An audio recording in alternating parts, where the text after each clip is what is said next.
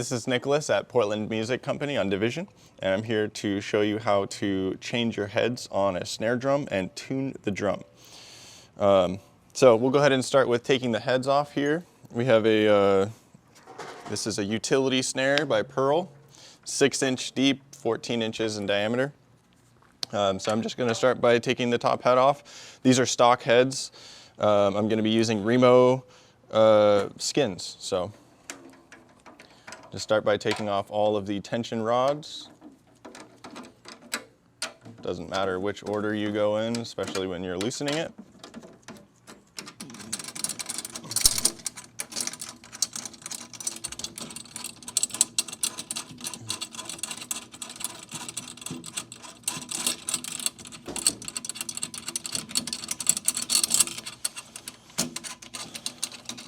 All right, now that we loosened all the tension rods, we're just taking off the rim. And to place that in a way that's kind of, you don't lose your tension rods, you can just kind of put it down as like such, like this. You can put it down this way so that they're all just staying within the rim. This is our old head. I'm just gonna throw it to the side. Just gonna give it a wipe down here. Maybe empty some stuff out. Cool, so we're just gonna work on the other side. Repeat the process that we did on the top head.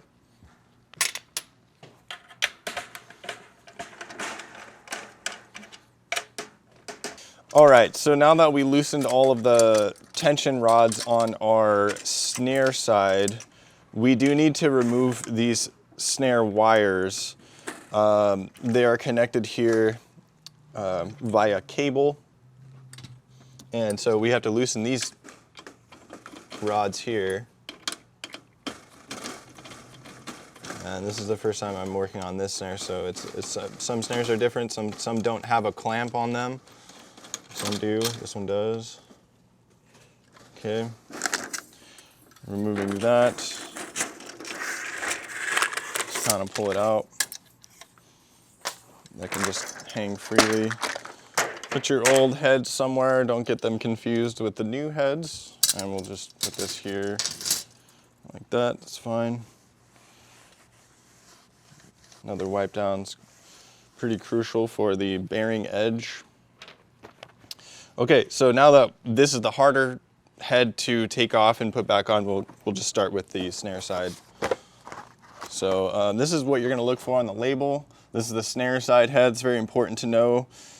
It is a thinner head than your batter head. So some people like to use tom heads on their snare sides, and that is not good. Do not do that. I have OCD, so I like to line the label up perpendicular to these, the clutch or the drop clutch, if you will. So whatever side you prefer, it ends up landing on the label here. So important fact about this rim is that it has slots here that need to line up with the drop clutch on the drop clutch side and the opposing side for your snare wire to go through. So we'll go ahead and put the snare wire through here like so.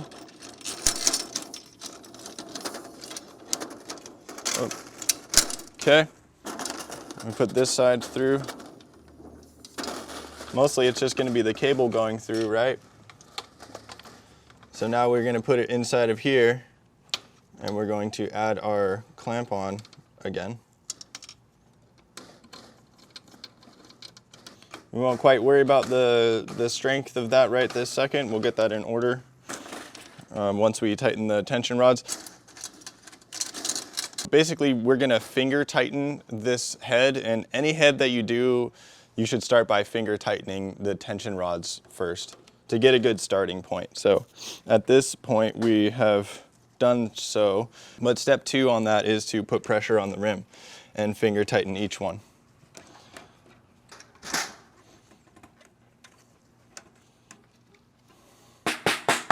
Okay, so we have some tension here. That's fine.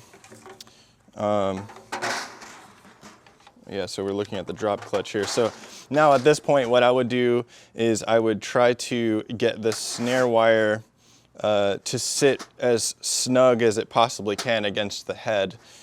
Because what happens is when you open up these snares and then you close them, you want it to be touching the bottom of the snare. And it's to taste as well, so this is also a tension rod that's going to increase or decrease the strength in which these are sitting on the head. So this is just a preference, don't take this as gospel. So this is kind of what you want to. If it does that, then it's a good starting point. You can adjust it after you've tightened up the heads. And it just comes down to, again, preference. All right, so now we are on to the batter head. And we have chosen this head. It is a coated ambassador, 14-inch.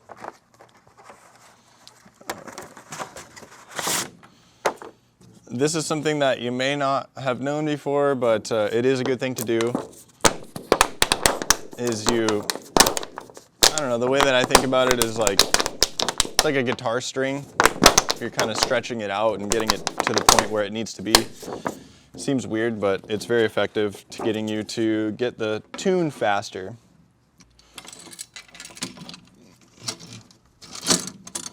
And we're just repeating the process on the batter head now, when we're finger tightening all the tension rods and getting us at a good starting point. Get them all as tight as you can, like this. And then we're going to put pressure on the rim to get it a little bit more fastened. Now that we've finger tightened all of the tension rods on the top and bottom, we have a good starting point. Usually I like to start with the snare side. That's going to be much tighter than the batter side. Here's the next thing that we're going to do. This is what I like to do, personal preference, put a stick in between the snare wire and the head. Go ahead and close or drop the clutch to make sure that's tight. So basically what that does is gets this out of the way for you so you can start hearing the tune of the drum, and that's kind of where we're at right now. I'm just going to continue tightening it up. It's going to be pretty tight. And once we do this, I'm going to check the tune. Make sure it's seated properly. If you hear cracks and stuff like that, like I said, that's natural. It's a good thing.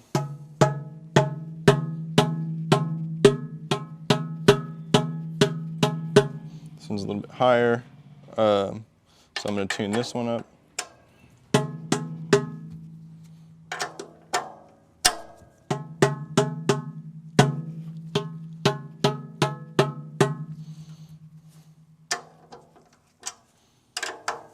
Just going to crank it.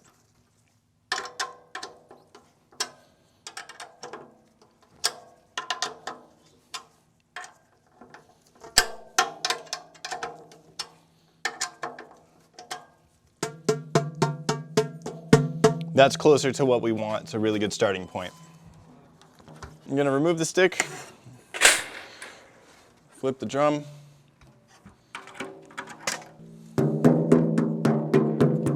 I'm going to do quite a bit of tightening here.